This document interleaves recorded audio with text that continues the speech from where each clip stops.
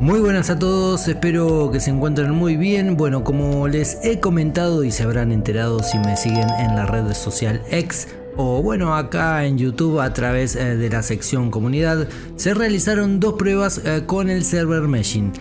En ambos casos la prueba fue meramente técnica, basándose en el parche 3.22 para obtener datos y estadísticas comparativas respecto a las pruebas realizadas anteriormente. Mira, había grabado una cantidad considerable de material y les aseguro que mientras grababa sufrí una barbaridad de problemas, sobre todo el primer día. Fue casi imposible entrar, no solo para mí sino para todos casi. Y cuando lograbas acceder recibías un 30k casi de inmediato. Como si algo faltara a todo este sufrimiento, justo cuando estaba guardando el material que había grabado durante el segundo día, se me llenó el disco donde guardo las grabaciones y el desastre se apoderó de lo que debía almacenarse allí. Sin embargo, logré rescatar algo de material, que es lo que están viendo en este momento. Básicamente, lo que ven son los FPS del servidor a la derecha, el ping en el medio, a la izquierda los FPS del juego y arriba la entidad autoritativa de la zona donde me encontraba. Como pueden observar, al realizar el salto cuántico cambiaba de entidad autoritativa. Este fue uno de los problemas que experimentaron casi todos. Al cambiar de entidad, el salto cuántico se interrumpía y debías volver a calibrar. Algo similar ocurría cuando lanzabas una caja u otro elemento y este pasaba de una instancia a otra.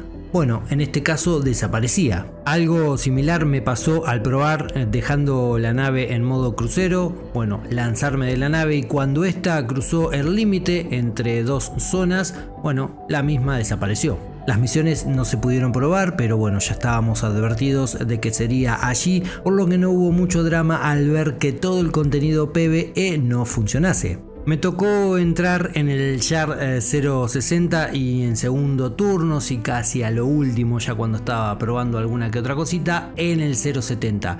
He leído en Spectrum que un Shard funcionó mejor que otro, y sí, así lo pude corroborar con estos dos que estoy nombrando, pero también que dos jugadores en un mismo Shard tuvieron diferentes experiencias, siendo que a uno le fue muy bien y al otro muy mal. El promedio de FPS del servidor en mi caso variaba bastante dependiendo básicamente de qué tan cargada estaba la instancia en donde me encontraba. Por ejemplo, en la imagen verán que una instancia autoritativa tiene más de 20 FPS y otra no pasa los 12.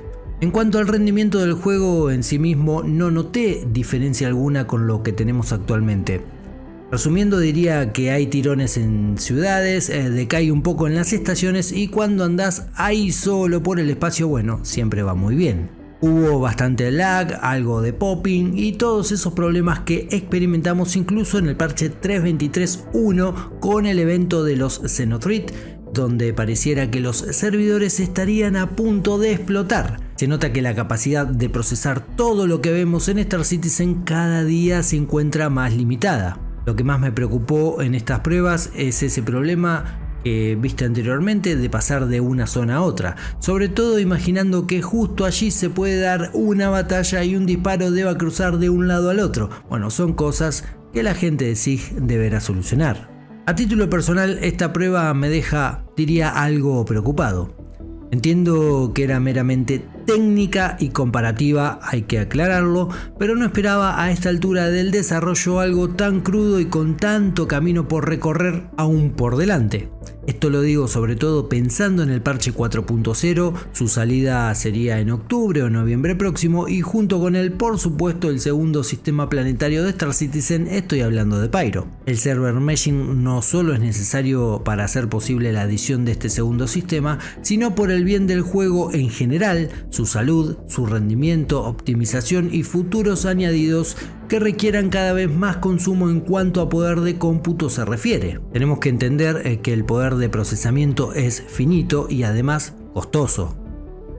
Pero más allá de eso sigue estando presente el gran palo en la rueda que hace referencia a todo lo que es el networking, algo fundamental para todo esto. En realidad lo es bueno para cualquier juego, pero trasladándolo a Star Citizen es uno de los retos a superar por parte de los ingenieros y desarrolladores, sumado a la conjunción de tecnologías que son requeridas internamente para que todo esto funcione.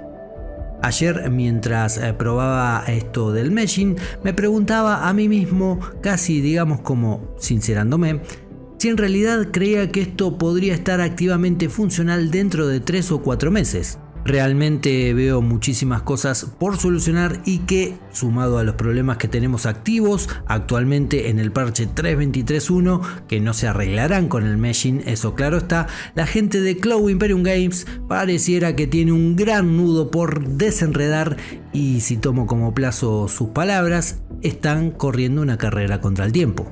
Sinceramente dudo mucho que Pyro se retrase nuevamente. Al menos, bueno, me niego a creerlo, dado que desde el año 2020 viene sucediendo dicho retraso tras los anuncios fallidos que, bueno, todos conocemos. Tampoco me imagino la simple idea de tener 2 sistemas elegibles en el menú y seleccionar allí en cuál entrar y en cuál no. Es algo tragicómico y creo que el mismo Chris Roberts preferiría retrasar todo antes que hacer algo así. La verdad, no lo sé, gente. Hay mucho por hacer y poco tiempo por delante. Días atrás se anunció el retraso de la recuperación de elementos que saldría en principio con el parche 3.23 y ahora se ha ido como un tema de charla a la próxima CitizenCon en octubre.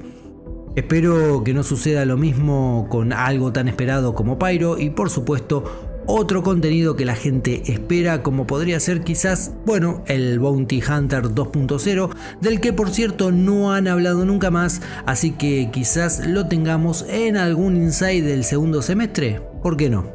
Lo que sí celebro con creces es que la prueba se haya realizado con todos los jugadores y celebraré de igual manera que estas pruebas se realicen más continuamente para que puedan ir corrigiendo errores, avanzar en el desarrollo y acercarse cada día más a la meta. Todos confiamos en que esto llegará a buen puerto y si bien ya no imaginamos un Shard global, ni siquiera Shard regionales con 10.000, 15.000 jugadores, no, nos hemos vuelto mucho más austeros. Al menos queremos que todo funcione de forma tal que se pueda disfrutar este juego que tanto queremos. Ahora, con todo esto dicho y como algo para reflexionar, diría: ¿qué pasaría si la tecnología actual siguiera plantando espinas en el camino al desarrollo del server meshing o bueno, del mismísimo Star Citizen, ya sea en cuanto a latencias, redes, procesamiento? ¿Eso nos lo hemos preguntado en algún momento? ¿Qué pasaría? Bueno, esa es una pregunta que les dejo a todos ustedes ahí picando para que tomen la posta y la respondan en los comentarios.